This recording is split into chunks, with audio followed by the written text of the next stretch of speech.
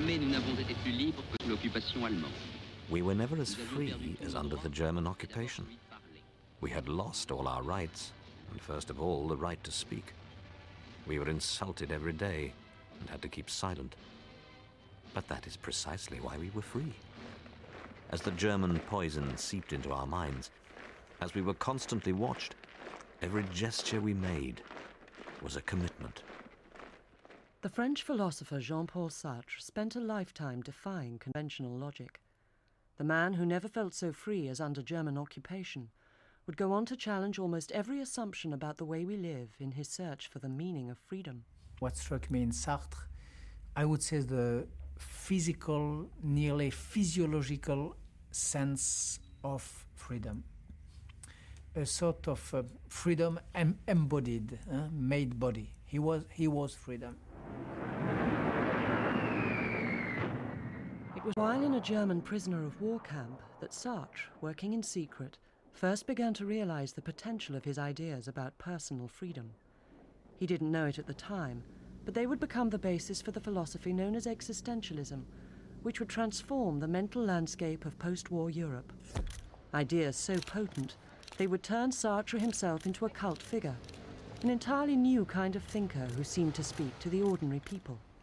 He spoke about freedom, he spoke about action, he spoke about despair, and he tried to tell everyone that, you are in charge of your own life. Only you is in charge of that. You are allowed to build it the way you want, and it will be your own work of art. It is not his fault if people like us, who were not philosophers, who were not thinkers, took him as prophet. But there was another bleaker, less optimistic side to Sartre and his ideas. The moment when you realize that your existence is not founded upon any past objective facts, that your existence consists of what you're going to make of it, there is something slightly horrifying, maybe, about that recognition. I mean, it removes your excuses, it removes your alibis. This is a world in which we are not only condemned to be free, but in which freedom is the freedom to do anything at all. If freedom is as complete as he says, then one is faced with a valueless universe. And that, I think, is what his people, if one could put it like this, are always afraid of, because nothing is of value. And this is a very frightening thought. Such an uncompromising philosophy of freedom might seem impossible to live by, but that is exactly what Sartre tried to do throughout his long and controversial life.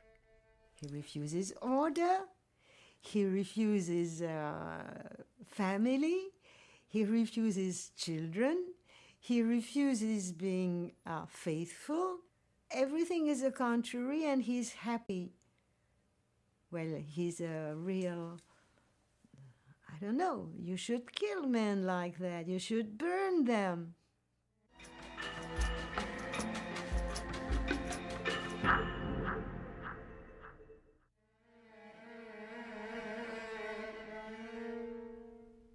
It was no accident that Jean-Paul Sartre's philosophy reached a really wide public for the first time during the immediate aftermath of World War II. France was an exhausted country, ashamed of its past and fearful of the future, and Sartre's ideas brought a message of hope. Everybody realized that the old frameworks of values on which they'd depended, perhaps for generations, were collapsing. And Sartre's idea was that this was actually a fantastic moral opportunity. Other people were wringing their hands and saying nobody believes in Christianity anymore, nobody believes in the family and in the moral standards of our mothers and fathers and our grandparents. And Sartre's idea was that actually from a moral point of view that was brilliant, because it meant that people were taking responsibility for their actions in a new kind of ways. To be told, you are responsible for the period of history that you are living in. You have not only the right to choose, but the duty to choose. And if you are now surrounded by poverty, by war, by oppression, by cruelty. That is what you have chosen. And as an idea, this is like champagne. It's tremendously exciting, bubbly. It gives you an exhilaration because it gives you tremendous power. What matters is what we choose the future to be. We can choose anything we want. You and I together are going to make the future.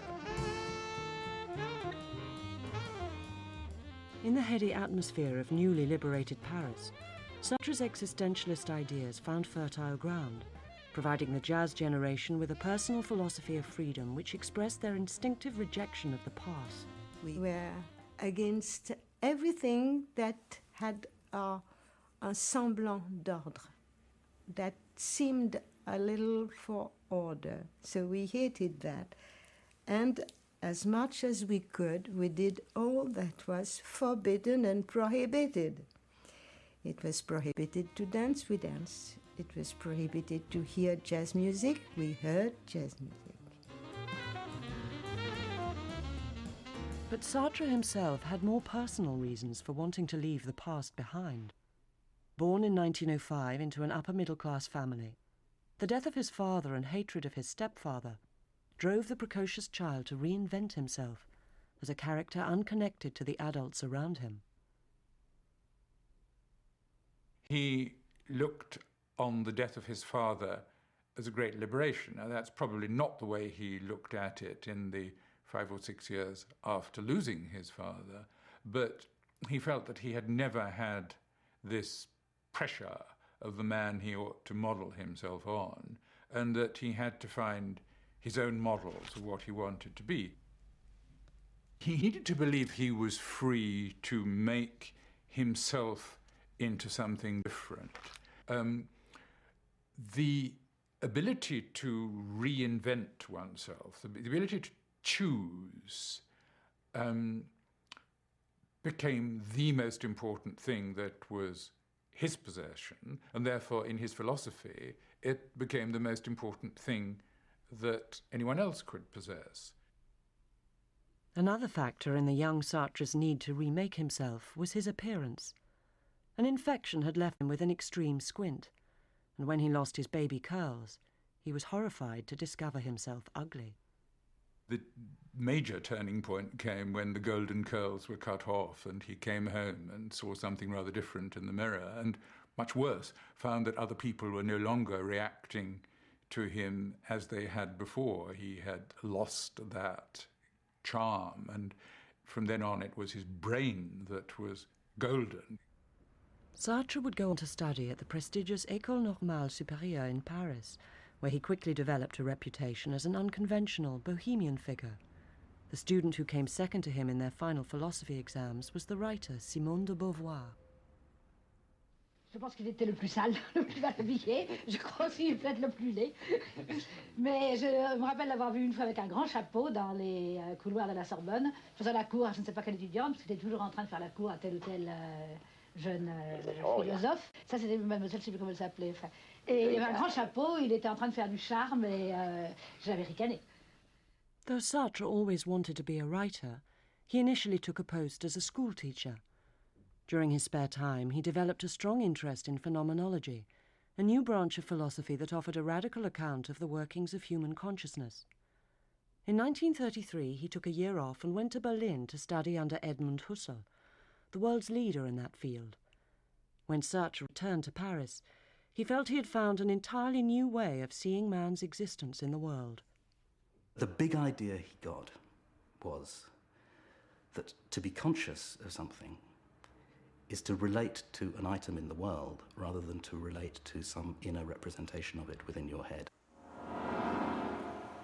What we think of as self-consciousness is actually our consciousness of the world. The idea that we have such a thing as a self, an inner character, an essential being that we truly are, that is a myth, according to Sartre. And the whole kind of moral impulse of his work is to try and get people to abandon the idea, to give up the actually in some ways rather comforting security blanket of an idea that there is some answer, some inner answer to the question who we are. Sartre's whole argument is that there is no predetermined character which makes you be who you are. Who you are is a function of what you do. Sartre loved cinema, especially thrillers, and went most evenings. He was struck by the difference between the characters on the screen and the people on the streets outside the cinema. The people outside could do anything they liked because they were making it up as they went along.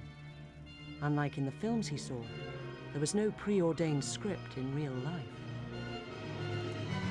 Inspired by Husserl and his cinema experience, Sartre began writing an essay on what he called the contingency of existence, the fact that we seem to be here by chance with no purpose in life. Simone de Beauvoir, who was now his lover, suggested he rewrite it as a thriller. The result was a novel published in 1939, which gave a name to existential angst: nausea. Here we all are, all of us eating and drinking to preserve our precious existence. And there's nothing, absolutely no reason for existing. I remember my philosophy teachers in French lycée, they were flabbergasted by Sartre, because generally, philosophers talk about the lamp on their table. When I perceive the lamp on my table, what do I see? Now here was Sartre saying, I am in a cafe and I want to know what the essence of the waiter is. That was very new. Cast in the form of a fictional diary in which the central character Roquentin discovers that existence is meaningless, Nausea was an entirely original piece of writing which immediately became widely read. It translated complicated philosophical ideas into familiar everyday images. At its heart was an encounter with a tree, during the course of which Roquentin comes face to face with what he calls the key to existence. Then all of a sudden, there it was, clear as day. Existence had lost the inoffensive aspect of an abstract category. It was the actual glue of things. This root was moulded in existence. I realized that I'd found the key to existence, the key to my nausea, to my whole life. I'd experienced the absolute or the absurd. In front of this great rugged paw, neither ignorance nor knowledge mattered.